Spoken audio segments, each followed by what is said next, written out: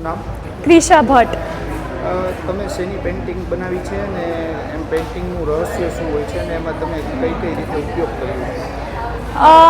મેં આ હોર્સની પેઇન્ટિંગ બનાવી છે અને મારા પેઇન્ટિંગ્સના પાછળનો રહસ્ય એ છે કે મારા દરેક પેઇન્ટિંગમાં બહુ જ વધારે ઇમોશન્સ અને દરેક પેઇન્ટિંગની અંદર એક સ્ટોરી હોય છે અને હું મોસ્ટલી મારા બધાય પેઇન્ટિંગ્સ હું એક્રેલિક મીડિયમ્સમાં કરું છું.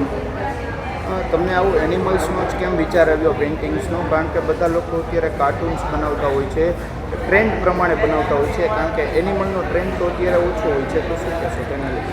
મારા પેઇન્ટિંગ્સ મોસ્ટલી ટ્રેન્ડ્સ ઉપર નથી હોતા. મારા પેઇન્ટિંગ્સ છે ને મને જે ગમતું હોય છે ને એની ઉપર હોય છે. હમણાંથી ઘણાય માણસો એનિમલ્સને બહુ અટેન્શન નથી આપતા, બટ મારું કહેવાનું એ છે કે એનિમલ્સ આપણને જિંદગીમાં બહુ બધી હેલ્પ કરે. આપણે એમ લાગતું હોય ને એના કરતાં વધારે આપણે એનિમલ્સ ઉપર ડિપેન્ડેડ હોય છે.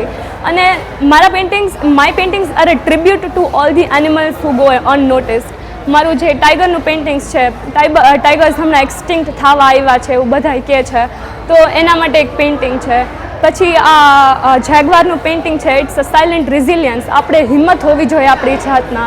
અને હોર્સનું પેઇન્ટિંગ મારું એ રિપ્રેઝેન્ટ કરે છે કે મારા અંદરની, એટલે માણસની અંદરની ઇમોશન્સ શું હોય એ બહાર તમે દેખાડો નહીં તોય આપણી અંદર જે કંઈક અલગ હોય એ રિપ્રેઝેન્ટ કરે છે.